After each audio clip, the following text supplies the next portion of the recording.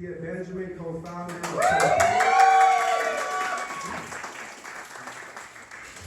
And I want to just say a brief word about the intentionality behind this gathering. After we've had those speeches, we're going to take a break for some social and mingling time.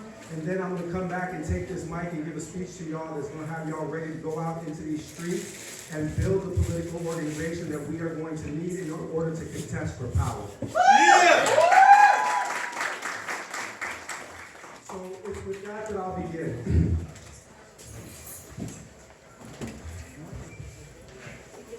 The first few days of 2026 have left no illusions for us as to what we are facing in this current moment.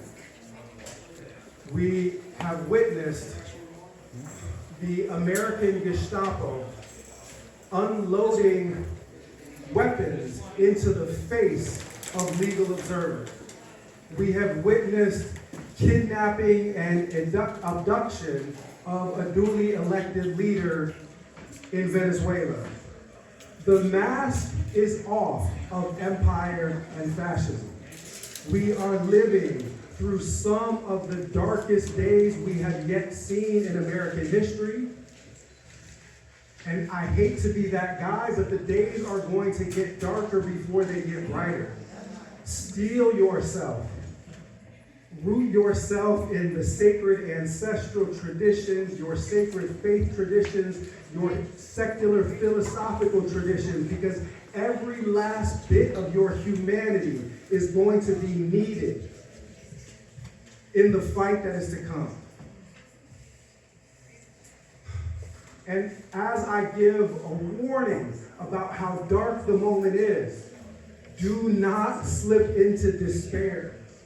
Because the reality is that empire is doomed and has always been doomed. The mask has come off because empire is flailing. We are witnessing the extinction burst of the last of the white supremacist empires. 5 centuries.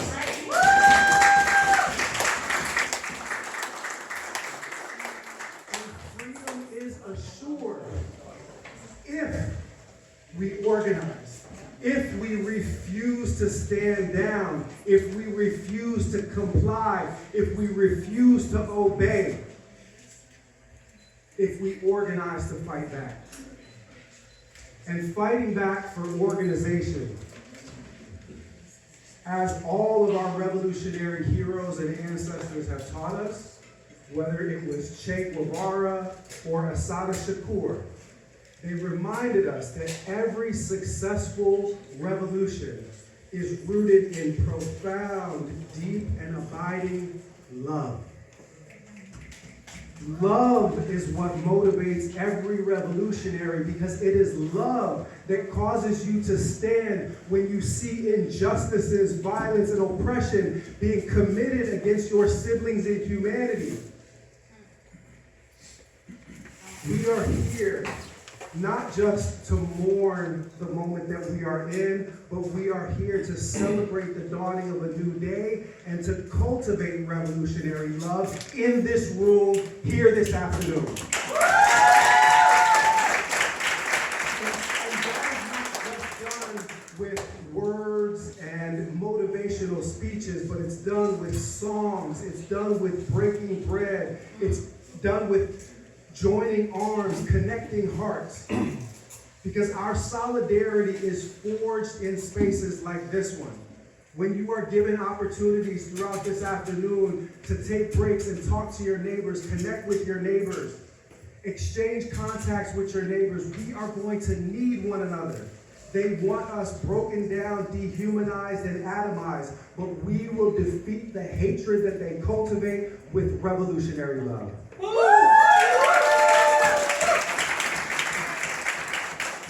I am not going to play MC throughout the whole of the afternoon. I want you guys to give a big round of applause to one of our lead volunteers, Jordan King. This is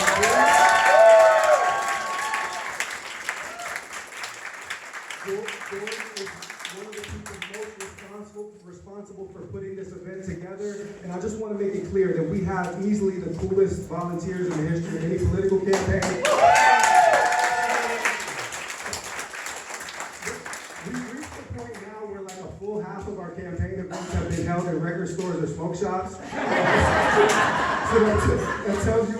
energy is like in this particular gathering. So Jordan's going to be taking over MC duties in just a minute, but I'm going to introduce our first performer because she's also a dear friend and collaborator in artistic production with me. I'm going to introduce in just a moment and ask you guys to give a round of applause for Shyla Ray Sunshine. But I want to introduce Shyla Ray because right now, we've all gotten off of Spotify because Spotify is investing in war crimes. I hope you're aware of that. I hate to ruin your playlist, but fuck Spotify forever, and get rid of your Spotify playlist. But whatever access to music that you can get, check out the collaboration that Shyla did with none other than myself. So you guys might not know that I was an MC before I was anything else. And right before Dr. Jill Stein invited me to run as the vice presidential candidate for the Green Party in 2024, we had just hit send, myself and a partner that I produce music with, incredibly talented MC out of Houston named Chizabam. We have a group called Slum Prophecy. And we made an album that really pissed off the Zionists because we called it Oxoff Flood. Yeah. We called it Oxoff Flood. And that album, I produced every single beat on it with nothing but Arab instrumentation. The whole album tastes like Gaza. And it's meant to make you feel a deep spiritual and emotional resonance.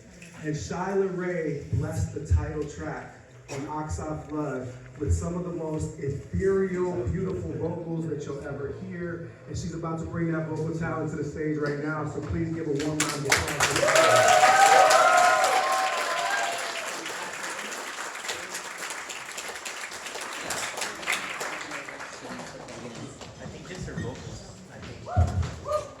So honored and grateful to be here. We are working on upgrading the sound from coming out of this to coming out here.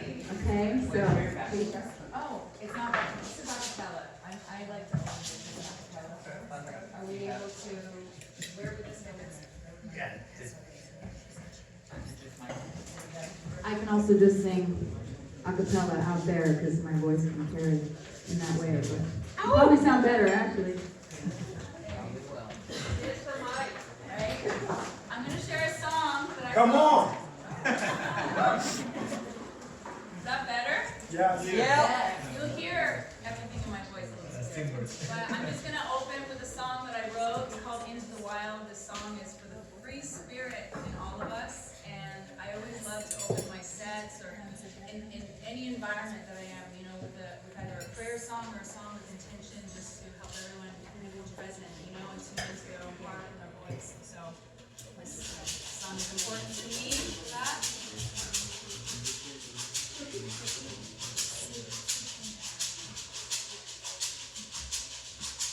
Into the wild I go, and into the wild I head. It's been a while, sweet child, since I left my roots back home.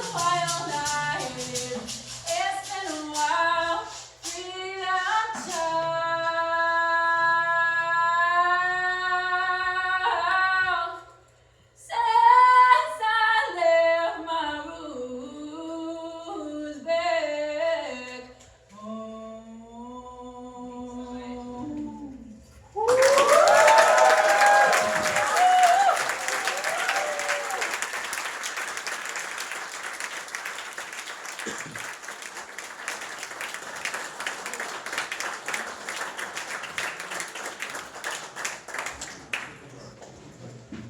might just do one or two. Is that cool? Yep. Yeah. Wow. What a blessing. It's because I would strain my voice if I did that all day. I'm mostly just gonna do a cappella today, but maybe if we can set it up after, I'll play some tracks, but I have a lot of original music, and yes, that project just meant so much to me to collaborate with you and honor this love of music that you have. You know, it's like music goes with politics, I've discovered in the last couple of years.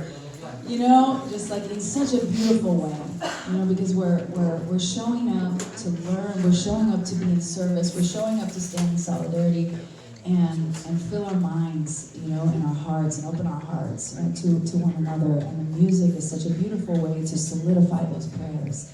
So I'm so grateful for the ability to come in and sing and just bless whatever space I can with these songs. So this is a Cree song.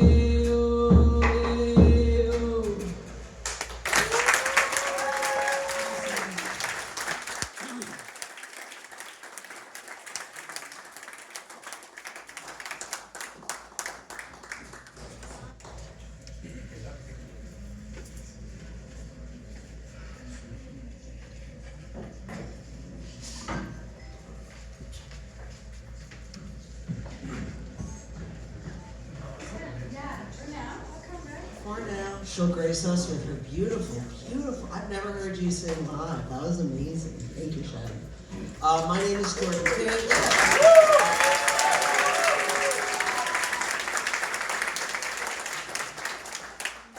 Hello, everyone. My name is Jordan King. I'm one of the volunteers here in the LA region, just so you know.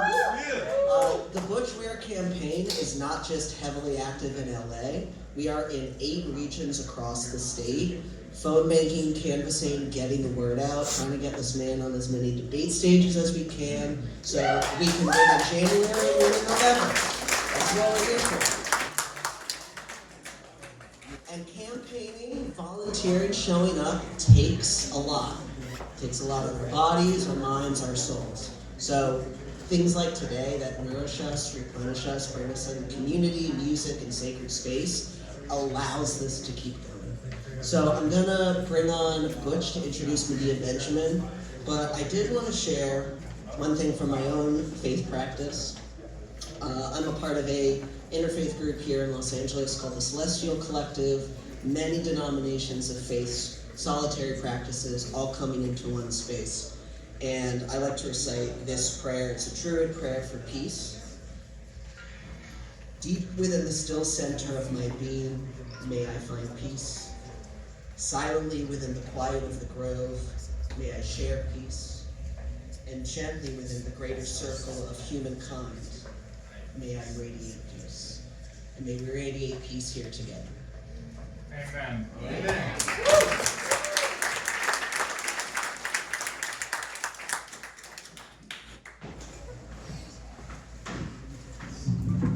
I asked for the honor of introducing our next speaker.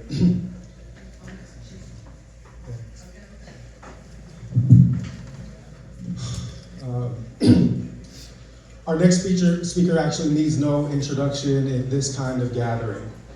She is one of the co-founders of Code Pink, one of the organizations that has been most vocal, effective, persistent, tireless in the efforts to put an end to the endless wars that the military-industrial complex and that Team Blue genocide and Team Red fascism have been engaging us in for generations. You have seen Medea Benjamin get arrested.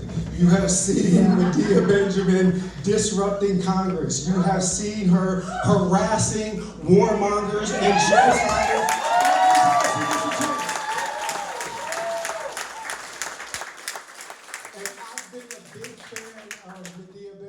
Precisely because I know a soldier when I see one. So without any further ado, please welcome a seasoned veteran soldier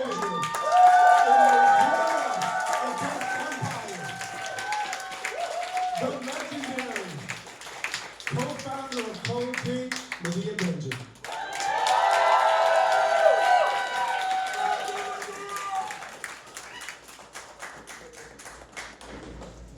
Well, I can think of no better place to be than right here, right now, with Butch Ware. He is the perfect candidate for this time in this state. I'm also glad to see a lot of young people in this room. And a lot of elder people in this room, too.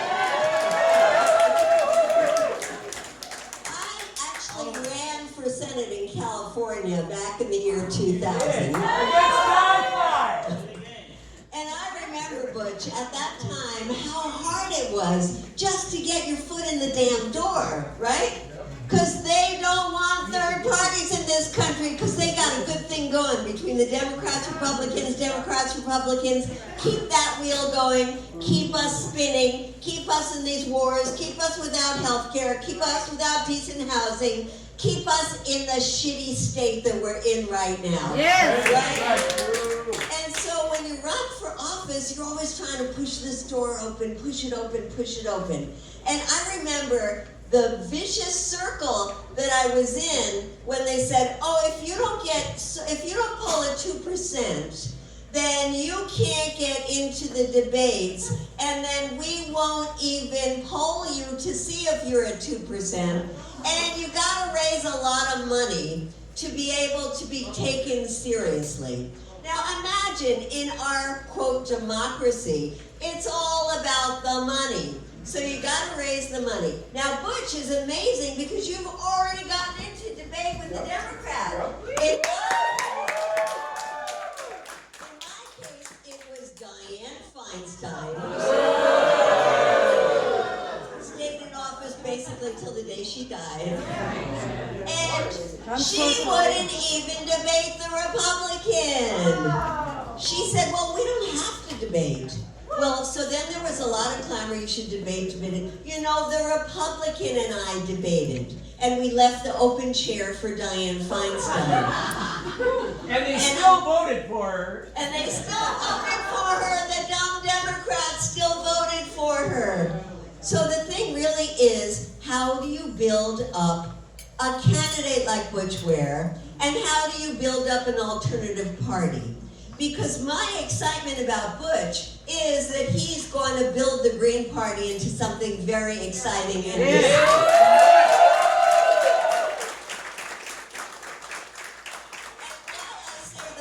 so right is because Donald Trump has got us to the point where people are starting to understand this ain't no democracy. In case they didn't understand it before.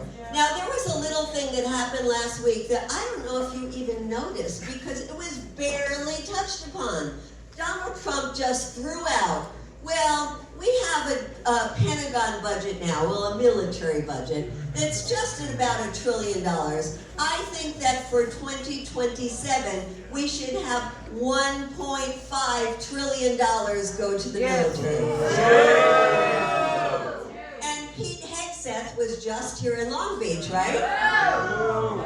Visiting the new plants that are here, the new factory that's building more of these death machines. And that is part of their idea that we don't have to give health care, we don't have to give anything to the people, we just have to throw more money at the military because we're going to use that military against our own people, which is what they're doing with ICE right now. So the amazing thing is that he throws out a 50% increase in what is already an obscenely, disgustingly bloated military budget, and nobody winks an eye. It's like, oh, well, maybe this makes sense because it's a dangerous world out there. You know why it's a dangerous world out there? Because we're making it a dangerous world out there with the two war parties that we have.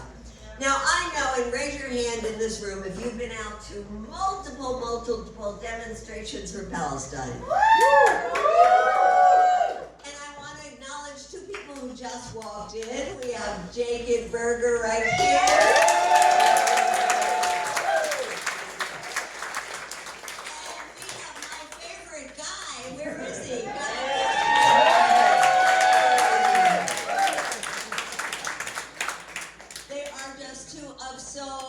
People, including my partner, is standing up right now.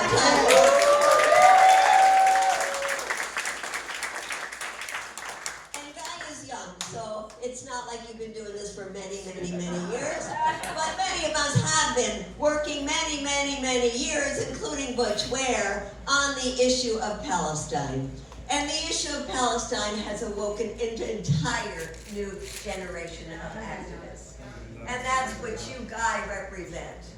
And that's what so many of you in this room represent. A new generation of activists that is saying, why in the world has my country, for all of these decades, been supporting a racist and apartheid and now a genocidal regime? Why are my tax dollars going for that?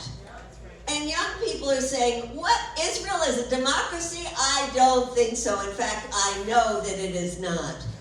And we now have, even among Republicans, the younger generation of Republicans saying, I don't want my tax dollars to go to supporting a genocidal regime. Yes. And that is something brand new. And that's why we're seeing all of a sudden some of these Democrats saying, oh my goodness, maybe I should step back away from AIPAC. Maybe I should say, oh, I'm not going to take out AIPAC money. And some of them, somebody said liars, because you know what? They're already finding other ways to take that same pro-Israel money. Right. And some of them, like there's this guy, Seth Moulton, who is running now for the Senate seat in Massachusetts against somebody who's actually a little bit better on Israel than he is. And he came out and said, not only am I not going to take any AIPAC money, I'm going to give back the money that they gave me. And a lot of us applauded him, you know, you got to take the little steps there. And then I went to him and I saw him, and I saw him in Congress, and I said, Congressman, thank you so much for publicly stating that you won't take any AIPAC money. And he said, yeah, but don't get me wrong, I'm still a big supporter of Israel. So just a little warning to you, it's not enough to say I'm not taking AIPAC money. We want to see how they're voting. And right now there are things like a bill called Block the Bombs that says don't keep sending bombs to Israel.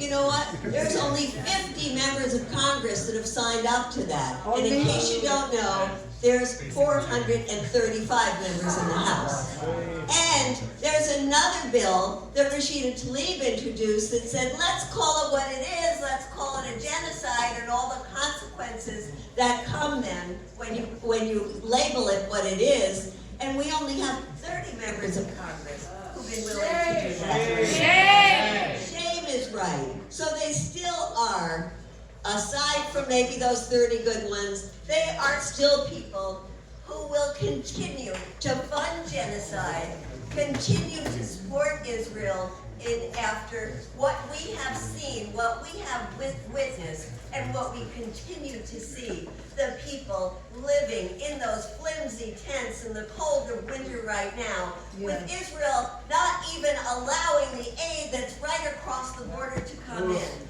And these Democrats and Republicans will continue to give our money to Israel. Shame on them. Shame. And not only that, they're already thinking of the next thing that's called a Memorandum of Understanding, which is another 10-year commitment of our tax dollars to go to Israel. That won't be around. So that's why we need Butch Ware's voice out there.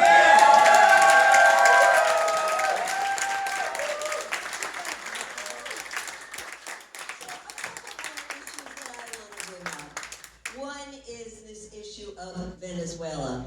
Now, the U.S. has been strangling the economy of Venezuela since the time that Chavez got in. Now, it's been 2 decades they've been strangling that country. And then they turn around and say, look how bad the economy is. And they say, look how they can't even produce the oil anymore. Because the U.S. has made it that way, has designed it that way, wants to strangle the people of Venezuela, wants to make it so that 8 million people leave the country, fleeing the country, not because of political repression, because they can't make a living anymore. And the same is true in Cuba. I was there just recently, and it is so sad to see this country that wanted for so many decades to build up an alternative model where things like healthcare were the #1 priority for not only the population, but to send healthcare workers around the world in the poorest countries. And what the U.S. has done to make that country become as impoverished as it is today is a terrible shame. And when we were there, my partner and I, just about a month ago, we saw that they don't have oil anymore because the U.S. is blocking the oil to get to their country. And so they don't have the machines to pick up the garbage. And so the garbage is piling up in the streets. And so the mosquitoes are proliferating. And so there are mosquito-borne diseases that have affected 1/3 of the population, and now they don't have the medicines to treat people. This is what the U.S. wants. This is what our government is doing to just good, ordinary people around the world in places like Cuba, in places like Venezuela, and in places like Iran. Oh, okay. Oh, that's much better. Maybe I should sing now.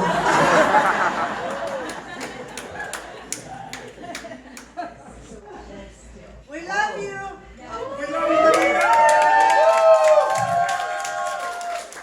Should I start over again? You do not? We heard all of it. Okay. We heard all of it. So when I say that the U.S. is deliberately impoverishing people around the world, let's look for a moment also at Iran, because Iran is up in flames right now. And we all know that people have the right to protest their own governments, the right to get out on the street, the right to change their governments, but the U.S. has been orchestrating this for years now. For years has been doing the same thing with sanctioning Iran so that their economy is in free fall, so that their people are out on the streets. We are doing this around the world. And this is a kind of economic warfare that kills people just like military warfare does. So let's be aware of that. When anybody says that we care about human rights around the world, that we are democracy trying to export democracy to places like Venezuela, to places like Iran, we have to be very clear and say, bullshit!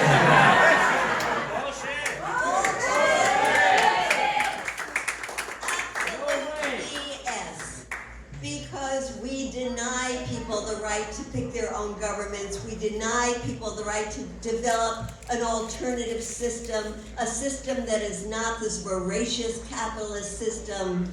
We deny people the right to create new models because we're afraid if those new models succeed, then the people here in the United States will want something different as well. Amen. And so, I want to conclude by saying, I think the people in the United States are very ready for a different system right now. Yeah.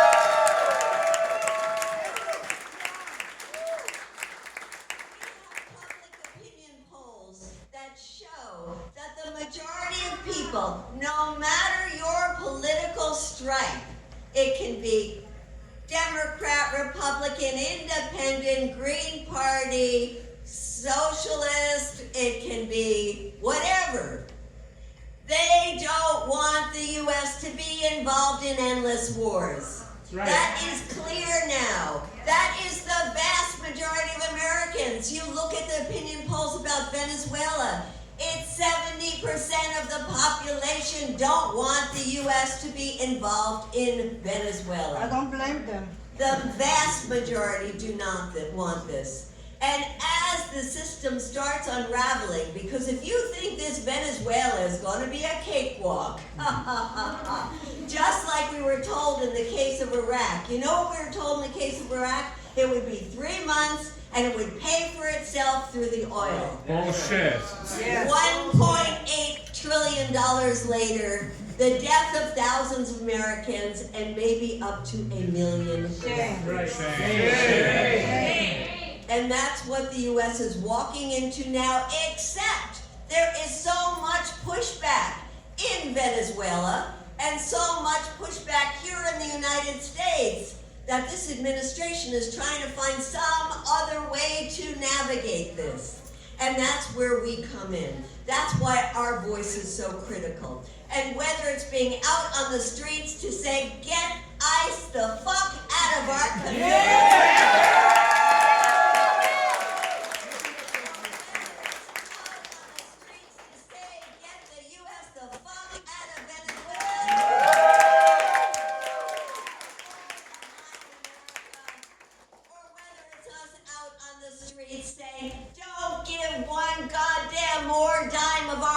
To the genocidal government of Israel.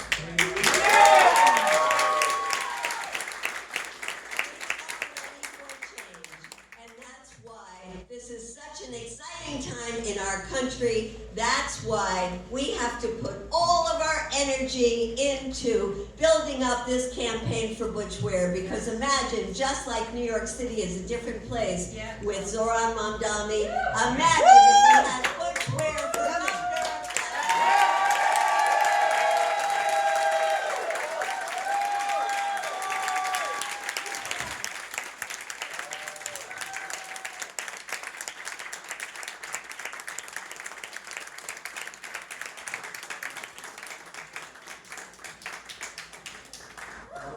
So, moving on to our next musical act. So we've got folk from Palestine here, and I'm gonna have Butch Ware come up to give a little introduction. After this performance, Shia will play some songs, and then we're opening this up to make sure you're signing the petition and loop papers. This is a very important, critical stress test for the campaign. So if you are a registered voter in the state of California, you can be from any party, you just have to be registered in the state. Please go to the back tables and sign legibly and clearly. Every signature is worth 83 cents for Butch. This gets us to avoid the filing fee and shows that this campaign is serious and that we are going to challenge the Republicans and Democrats and contest for power. So, as we enjoy the music, as we get more inspired, make sure in the middle of the period to go back and do that. It really helps the kids. All right, and so here comes Butch.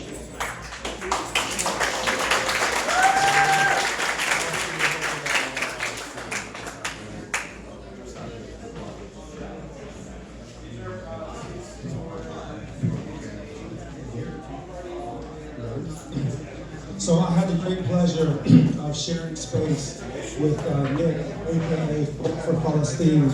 So you hear me any better now? Okay. I had the great pleasure of sharing space with Nick, Folk for Palestine, campaign event not too long ago in Anaheim. And he is going to center us with an artistic performance that reminds us that we here in the heart most dangerous empire ever to exist in human history, have a moral responsibility to call out the violence of our imperialist state. Our tax dollars to this day are still being used to starve and genocide the people of Palestine. So connect your hearts with this song that is a reminder to us of our moral responsibility and our ethical obligation to stand with the people of Palestine in this moment. I'll give you Nick Folk. All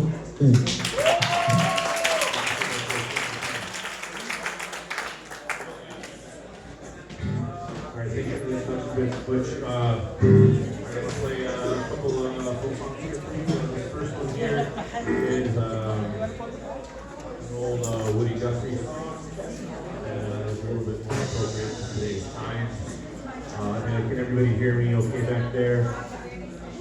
Okay, I'll just sing louder. Yeah. Okay, here we go. All right, so this one's just going down.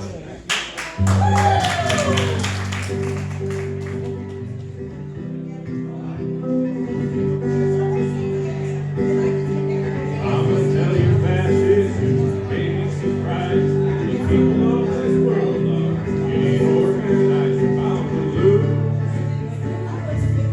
You fascists bound to lose.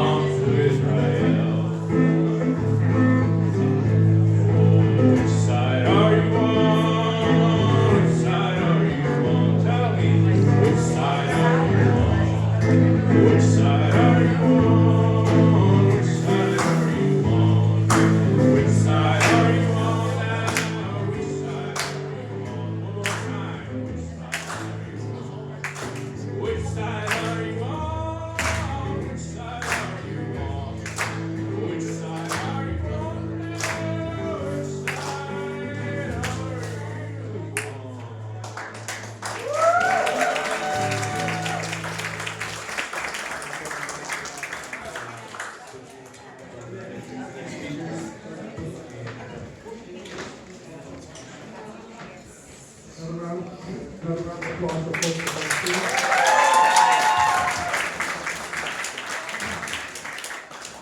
So I'm gonna put a couple friends of mine on the spot. Where's Guy at? Guy! Jacob and Guy, come on up. Come on.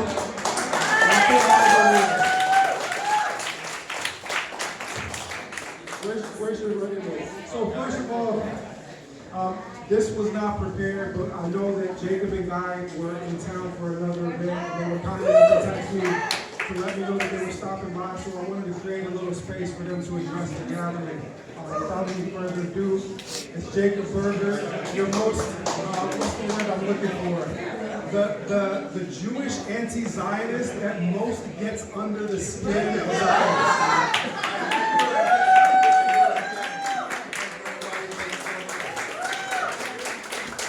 One better? Oh, sure. Good afternoon, everybody. Nice to see all of you here. Butch, thank you so much for having me here. This is so important for us to be gathering like this, you know, to support alternative parties like Butch, because we know that what's happening, America's at a boiling point. We know Republicans, Democrats, both two wings of the same dirty bird. And you know, what's happened in Palestine, especially the last 2.5 years since October 7th, has really exposed Democrats. I mean, I'm sure a lot of people here were probably lifelong Democrats and liberals, and we're just done and tired of it. And we need to support people like Butch to really bring something new. You know, it can seem impossible, but you know, to quote one of my favorite movies, Star Wars, you know, rebellions are built on hope. And we need to stay in this together to keep fighting for what's right. And it's great to see people of all nationalities and religions and ethnicities here to show that we're all human beings at the end of the day, and that we all need to stand up for what's right. I didn't really have much else prepared for that. I wasn't expecting to go on stage. But are you here for a 6-movie deal with Warner Brothers? Yes. Inshallah. We'll see. But you know, it's very important that we keep putting the effort in. We keep being loud. We can't be apathetic, because that's what the system wants. They want us to give up. They want us to feel like we can't make a difference, that we can't make a change. But we can do it if we stick in this together. And I'm very proud to endorse my brother here from California government. We'll just keep chipping away at the imperialistic authoritarianism that's controlling our country. And we need someone like him here in California to really make a change. So thank you so much again for having me.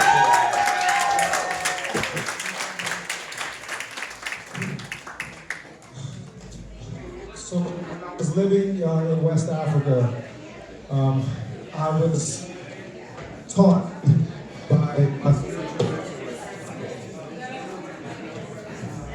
this isn't tall enough for me.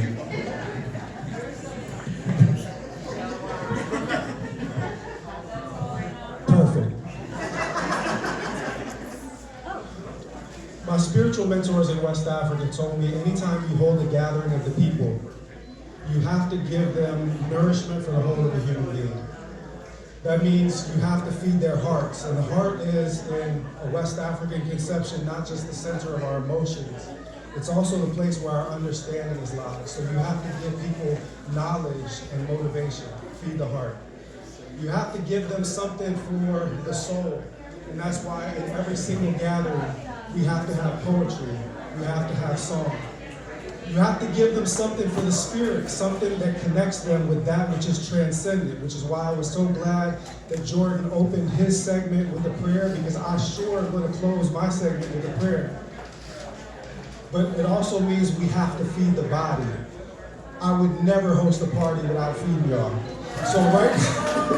So right now, what we're gonna do is we're gonna take about 30 minutes for people, more food being delivered as we speak, for people to socialize, break bread together, enjoy a nice beverage, enjoy some sustenance for your body, greet your neighbors. If you're a hugging person, give the person a hug. If you're not a hugging person, give them a warm smile, but connect, because it is the connectedness of our hearts that will lead us to victory. Time to be social. Go ahead, Joe. And after that's done, I promise I'm gonna come up here and give a